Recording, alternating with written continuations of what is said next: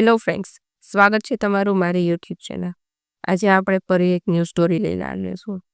સ્ટોરીમાં આપણે કંઈક અલગ વાત કરવાની છે. એક શહેરના રેલવે સ્ટેશન પર એક ભિખારી રહેતો હતો. તે ત્યાં જતી ટ્રેનોમાં બેઠેલા મુસાફરો પાસેથી ભીખ માગીને પોતાનું પેટ ભરતો હતો. એક દિવસ જ્યારે તે ભીખ માગી રહ્યો હતો ત્યારે સૂટ બૂટ પહેરેલો એક ઊંચો માણસ તેની સામે દેખાય. તેણે વિચાર્યું, આ વ્યક્તિ ખૂબ જ અમીર લાગે છે. જો હું તેની પાસે ભીખ માગીશ તો તે ચોક્કસ મને વધારે પૈસા આપશે. તેમ વિચારીને તે ભિખારી તે માણસ પાસે ભીખ માગવા લાગી. ત્યારે ભિખારીને જોઈને તે માણસે કહે, તમે હંમેશા ભીખ માગો છો કે પછી ભીખ આપનારને કંઈક આપો કરો છો? ત્યારે ભિખારીએ તે માણસને કહી, સાહેબ, હું તો એક ભિખારી છું. હું જ હંમેશા લોકો પાસેથી ભીખ માગતો રહું છું. તો ભીખ આપનારને શું આપી શકો? ત્યારે તે માણસે ભિખારીને કહ્યું, જ્યારે તમે કોઈને કંઈક આપી શકતા નથી તો તમને માગવાનો પણ અધિકાર નથી. હું એક વેપારી છું. હું માત્ર લેવામાં અને આપવામાં જ વિશ્વાસ કરું છું. જો તમારી પાસે મને આપવા માટે કંઈક હોય તો જ હું તમને બદલામાં કંઈક આપી શકું. એમ કહીને તે વ્યાપારી તેનું સ્ટેશન આવી જતા સ્ટેશન પર ઉતરી ગઈ. પરંતુ તે ભિખારી તે વેપારીએ કહેલી વાતને મનમાં વિચારતો જ રહે. તે વેપારીની વાતને ભિખારીના હૃદયને સ્પર્શી દે. તે મનમાં વિચારવા લાગ્યો કે કદાચ એટલા માટે મને ભીખ માગવાના આટલા પૈસા નથી મળતા, કારણ કે હું બદલામાં કોઈને કંઈ આપી શકતો નથી. હું તો એક ભિખારી છું અને મારી પાસે આપવા માટે કંઈ નથી. તો હું શું આપી શકું? અને હું ક્યાં સુધી આમ કંઈ પણ આપ્યા વગર લોકો પાસેથી ભીખ માગતો રહીશ? અંતે તેને બહુ વિચારી પછી ભિખારીએ નક્કી કરી, આજથી જે પણ વ્યક્તિ મને ભિક્ષા આપશે તે વ્યક્તિને હું બદલામાં ચોક્કસપણે કંઈક આપીશ. પરંતુ નિર્ણય લીધા પછી ભિખારીના મનમાં એક ક્વેશ્ચન ચાલી રહ્યો. તે પોતે ભિખારી તો છે, ભિક્ષાના બદલામાં તે બીજાને શું આપશે? આ વિશે વિચારતા વિચારતા 2-3 દિવસ નીકળી ગયા. તેને તેના પ્રશ્નનો કોઈ જવાબ મળ્યો નહીં. ત્રીજા દિવસે જ્યારે સ્ટેશન પાસે બેઠો હતો ત્યારે તેણે કેટલાક સુંદર ફૂલોને જોયું જે સ્ટેશનની આસપાસ છોડ પર ખીલેલા હતા.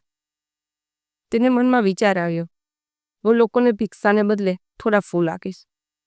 એવું વિચારીને એ ભિખારી ત્યાંથી કેટલાક ફૂલ તોડ્યા અને પછી તે ટ્રેનમાં ભીખ માગવા પહોંચી ગયા. એને જ્યારે કોઈ પણ તેને ભિક્ષા આપતો તો તેના બદલામાં તે ભિખારી તેને થોડા ફૂલ આપતો. લોકોને ખુશીથી તે ફૂલ પોતાની પાસે રાખતો. ભિખારી દરરોજ ફૂલ તોડતો અને ભિક્ષાના બદલામાં તે ફૂલ લોકોને આપતો.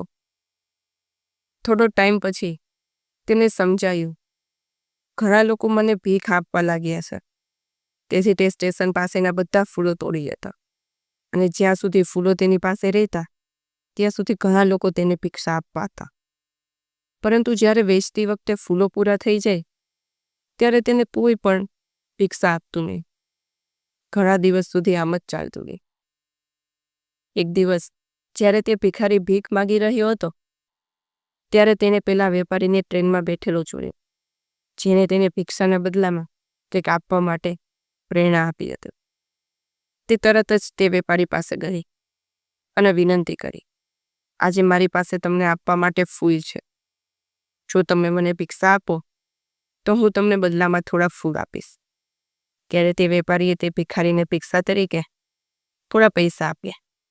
ભિખારીએ પણ તેના બદલામાં ફૂલ આપ્યા. તેથી તે વેપારી ખુશ થઈને અને તે ભિખારીને કહે, વાહ, શું વાત છે, આજે તું પણ મારા જેવો એક વેપારી બની ગયો. આટલું કહીને વેપારી ફૂલ લઈને તેના સ્ટેશન પર ઉતરી ગયો. પરંતુ ફરી એકવાર વેપારીએ કહેલી વાત તે ભિખારીના હૃદયને સ્પર્શી ગઈ. તે વેપારીએ કહેલી વાતને વારંવાર વિચારવા લાગ્યા. અને ખૂબ ખુશ થઈ. તેના મોઢા પર એક અલગ જ ચમક આવી ગઈ. તેને લાગવા લાગ્યું હવે તેને સફળતાની ચાવી મળી ગઈ છે, જેના દ્વારા તે પોતાનું જીવન બદલી શકશે. તેમ વિચારીને તે તરત જ ટ્રેનમાંથી નીચે ઉતર્યા અને આકાશ તરફ જોઈને ખૂબ જ મોટા અવાજે કહેવા લાગ્યા, હું ભિખારી નથી, હું એક વેપારી છું અને હું પણ એક અમીર વ્યક્તિ બની શકું છું. આ સાંભળીને આજુબાજુના લોકો તેને જોઈને વિચાર્યું, આ ભિખારી પાગલ થઈ ગયો છે કે શું? પરંતુ બીજા દિવસથી તે ભિખારી સ્ટેશન પર ફરી ક્યારેય જોવા મળ્યો નહીં. આમને આમ 6 મહિના વીતી ગયા. 6 મહિના પછી એ સ્ટેશન પર 2 વ્યક્તિ સૂટ-બૂટ પહેરીને મુસાફરી કરી રહ્યા હતા. જ્યારે બંને એકબીજાને જોયા ત્યારે તેમાંથી એક માણસ બીજા માણસને હાથ મિલાવ્યો અને કહ્યું, તમે મને ઓળખ્યો? ત્યારે બીજા વ્યક્તિ કહ્યું, ના, મને લાગે છે કે આપણે આજ પહેલી જ વાર મળી રહ્યા છીએ. ત્યારે પેલા માણસે બીજા માણસને કહી, તમને યાદ નહીં એવો, પરંતુ આપણે ત્રીજી વાર મળી રહ્યા છીએ. ત્યારે બીજા માણસે કહ્યું, મને યાદ નથી, પરંતુ આપણે પહેલી 2 વાર ક્યાં મળ્યા હતા? તો તેને કહી, પહેલી 2 વાર આપણે આ ટ્રેનમાં જ મળ્યા હતા અને હું એ જ ભિખારી છું જેને તમે પહેલી મુલાકાતમાં કહ્યું હતું મારે જીવનમાં શું કરવું જોઈએ, અને બીજી મુલાકાતમાં તમે કહ્યું હતું હું ખરેખર કોણ છું. ત્યારે પેલા માણસે હસીને આશ્ચર્ય સાથે કહ્યું, હા, હવે મને યાદ આવ્યું કે તું એ જ ભિખારી છે જેને મેં એકવાર ભિક્ષા આપવાની ના પાડી હતી અને કહ્યું હતું તું મને બદલામાં કંઈક આપ, અને બીજી વાર તે મારી પાસેથી થોડા ફૂલ ખરીદ્યા હતા. પણ આજે તું સૂટ-બૂટમાં ક્યાં જાય છે અને હવે શું કરે છે? ત્યારે પેલા માણસે કહ્યું, હા, હું એ જ ભિખારી છું, પરંતુ આજે હું ફૂલોનો મોટો વેપારી છું અને ફૂલોના વ્યાપારના કામ માટે શહેરમાં જઈ રહ્યો છું. તમે મને પહેલી મુલાકાતમાં કહ્યું હતું કે કુદરતનો નિયમ છે, જ્યારે આપણે કંઈક આપીએ છીએ ત્યારે જ આપણને કંઈક મળે છે, અને કુદરતનો આ નિયમ ખરેખર કામ કરે છે. મેં તેને ખૂબ સારી રીતે અનુભવ્યું છે. પરંતુ જ્યારે હું ભિખારી હતો ત્યારે હું પોતાની જાતને ભિખારી જ સમજતો હતો. મેં ક્યારેય તેનાથી ઉપર ઉઠવાનું વિચાર્યું છું, અને જ્યારે હું તેમની બીજી વાર મળ્યો ત્યારે તમે મને કહ્યું હતું તું પણ મારી જેમ એક વેપારી બની ગયો છે.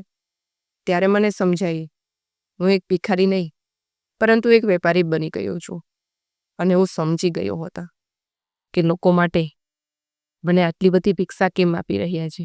કારણ કે તમે ભિક્ષા નથી આપી રહ્યા, પરંતુ ફૂલોની કિંમત આપી રહ્યા હતો.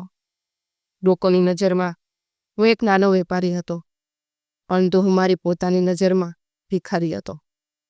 જ્યારે તમે મને કહ્યું ત્યારે હું સમજી ગયો હું એક નાનો વેપારી છું. ટ્રેનમાં ફૂલો વેચીને મેં જે પૈસા ભેગા કર્યા તેમાંથી મેં ઘણા ફૂલો ખરીદ્યા અને આજે ફૂલોનો મોટો વેપારી બની ગયો. અહીંના લોકોને ફૂલો ખૂબ જ પ્રેમ કરે છે. તેમના પ્રેમના કારણે જ આજે હું ફૂલોનો મોટો વેપારી બની ગયો હતો. ફ્રેન્ડ્સ, જો આપણે આપણા વિચારોને બદલીશું તો આપણે કંઈ પણ પ્રાપ્ત કરી શકીએ છીએ. જો આપણે આપણી જાતને નાના માનતા રહીશું તો આપણે હંમેશા નાના જ રહીશું. પરંતુ જીવનમાં આગળ વધવા માટે આપણે આપણા વિચારોને બદલવાની જોઈએ. જ્યાં સુધી ભિખારી પોતાને ભિખારી જ સમજતો રહ્યો ત્યાં સુધી તે ભિખારી જ રહે. પરંતુ જ્યારે તેને ખબર પડી કે તે એક વેપારી છે તો તેને પોતાનો વિચાર બદલી નાખ્યો, અને પોતાના વિચાર બદલવાથી તે ભિખારીનું જીવન પણ બદલાઈ ગયું.